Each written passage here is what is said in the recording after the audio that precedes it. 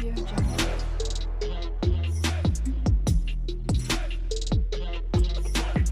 Audio Jungle. Hello दोस्तों, कैसे हैं आप लोग। आई होप आप सब लोग बहुत अच्छे होंगे, पढ़ाई लिखाई बहुत अच्छे से चल रही होगी। मैं भावना शुक्ला चैनल में आप सभी लोगों का बहुत बहुत स्वागत करती हूँ। दोस्तों, इस समय जैसे बहुत ब्रेक नहीं हो रहा कि वीडियो आ रहा फिर एक दो दिन का ब्रेक हो जा रहा है, तो अब से मैं एकदम रेगुलर रहूँगी और पर डे किसी न किसी सब्जेक्ट का वीडियो ज़रूर आएगा। तो आप लोग देखिए और देखने के बाद पसंद आए तो कमेंट ज़रूर कीजिए, ठीक है। तो आज हम लोग अनुच्छेद हमने 25 से 28 लिए हैं। पीछे वीडियो में पूरे 20-24 तक अनुच्छेद 2-3 एक्ट भी पढ़ा दिए हैं, तो आप उनको रिवीजन करिए। पॉलिटी पूरी बहुत अच्छे से कंप्लीट होगी, ठीक है। तो आज ये चलते हैं आर्टिकल 25 में, ठीक। आर्टिकल 25 क्या कहता है? अंतःकरण की और धर्म को अबाध रूप से मानने, आचरण और प्रचार की स्वतंत्रता।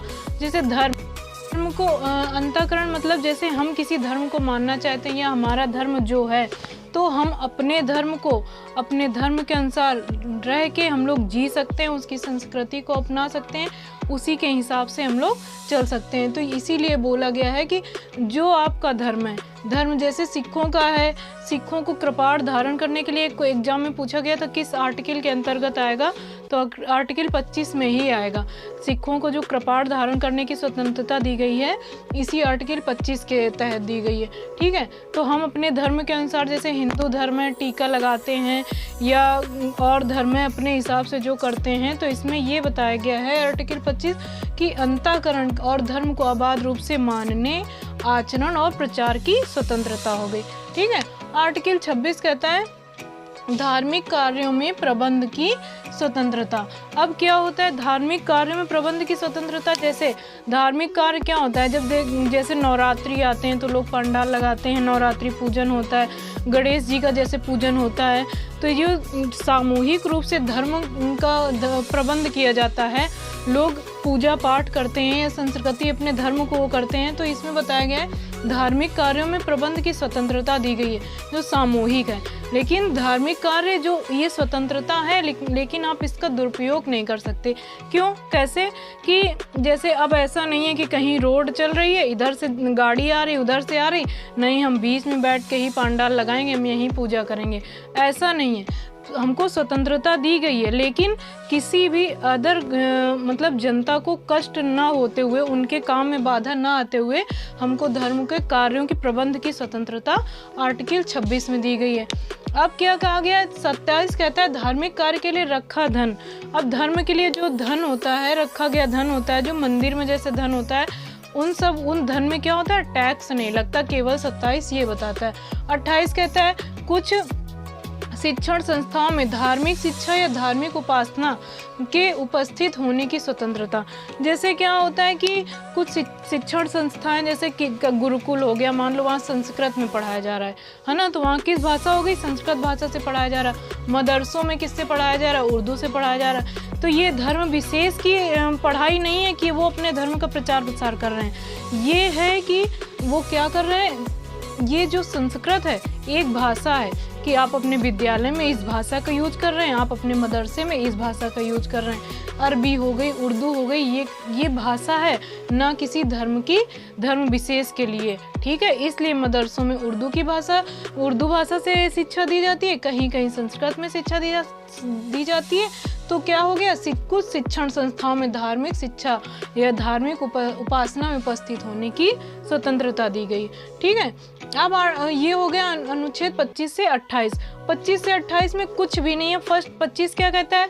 अंतःकरण, जैसे धर्म को हमें मानना है, क्या हमको धार्मिक रूप से कैसे क्या करना है, कि हम हिंदू हैं, हमें टीका लगाना चाहिए कि हमें नहीं लगाना चाहिए, हम अपने हिसाब से, अपने धर्म के हिसाब से आबाद रूप से मानने, आचरण करने और प्रचार की स्वतंत्रता 25 के अंतर्गत है। सिखों के कृपाण धारण करने की स्वतंत्रता भी आर्टिकल 25 के ही अंतर्गत आएगी। और 26 कहता है कि धार्मिक कार्यों में प्रबंध की स्वतंत्रता। कोई भी धार्मिक कार्य कर रहे हैं उसमें प्रबंध करने को, उसको करने की, ये उपासना पूजा करने की क्या है? आपकी स्वतंत्रता है, ठीक है।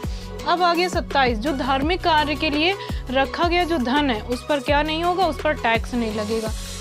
28 में आते हैं कुछ शिक्षण संस्था जैसे होते हैं की धार्मिक शिक्षा, धार्मिक वासना उपस्थित होने की स्वतंत्रता, वो चाहे संस्कृत में संस्कृत में पढ़ाएं या अरबी में पढ़ाएं या उर्दू में पढ़ाएं, ये किसी धर्म विशेष के लिए नहीं, ये केवल भाषाएं हैं जिसमें जिसकी इच्छा होती है उसमें पढ़ाएगा। अनुच्छेद 29-30 में आता है संस्कृति और शिक्षा संबंधी अधिकार। यही पूछ लिया जाता है केवल कि अनुच्छेद 29-30 में क्या है, संस्कृति और शिक्षा संबंधी अधिकार है। ठीक है, तो 29 कहता है अल्पसंख्यकों के हितों का संरक्षण। अब इसका अर्थ क्या होता है कि अल्पसंख्यकों के हितों का संरक्षण, किसी भी अल्पसंख्यक को उसकी भाषा, उसकी संस्कृति के आधार पर किसी भी संस्था में प्रवेश से नहीं रोक सकते हैं।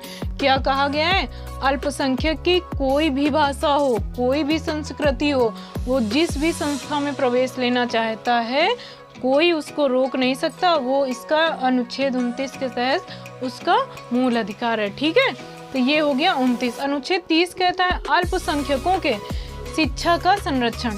जैसे अल्पसंख्यक होते हैं वो सोचते हैं कि मैं इस शिक्षण संस्था में न जाकर, क्योंकि मैं यहाँ नहीं पढ़ सकता हूँ, तो क्या कर सकते हैं, वो अपना शिक्षण संस्थान भी खोल सकते हैं। इसकी स्वतंत्रता उनको आर्टिकल 30 के अंतर्गत दी गई है।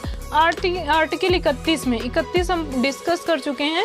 आर्टिकल 31 में है संपत्ति का अधिकार, जो पहले मूल अधिकार था, है ना। तो ये क्या था, पहले ये आर्टिकल 31 में था, लेकिन 44वां संविधान संशोधन जब 1978 में किया गया तो इसको उठाकर कहाँ रख दिया गया, विधिक अधिकार में। विधिक क्या होता है, कानूनी होता है। अब मूल अधिकार में तो हम लोग जबरदस्ती उसको रोक टोक नहीं सकते हैं, लेकिन विधिक अधिकार में ज़रूरत पड़ने पर हम लोग उस पर रोक लगा सकते हैं। इसलिए जो ये संपत्ति का अधिकार था, इसको उठाकर 300A में रख दिया गया, किस संविधान संशोधन के द्वारा, 44वें संविधान संशोधन के द्वारा। और अब ये क्या हो गया, कानूनी अधिकार हो गया। ठीक है, ये अनुच्छेद 31 का हो गया। अब ये यहाँ से हट गया है, कहाँ चला गया है, 300A में, अब बन गया है विधिक अधिकार।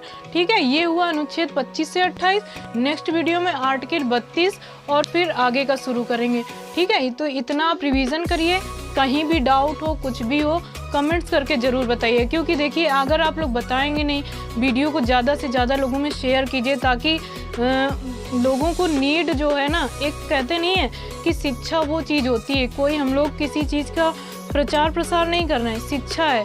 B.R. अम्बेडकर जी क्या कहते थे कि शिक्षा वो शेरनी का दूध है जो जितना पिएगा उतना दहाड़ेगा। जरूरी नहीं कि हमें एग्जाम देने हैं तभी हमें पढ़ना है, नहीं, क्या करना है, हमें शिक्षा को, ये चीज़ें ऐसी होती हैं कि हमें देखते हुए समझते हुए आगे बढ़ना है, और एग्जाम में तो श्योर हेल्प करेगा।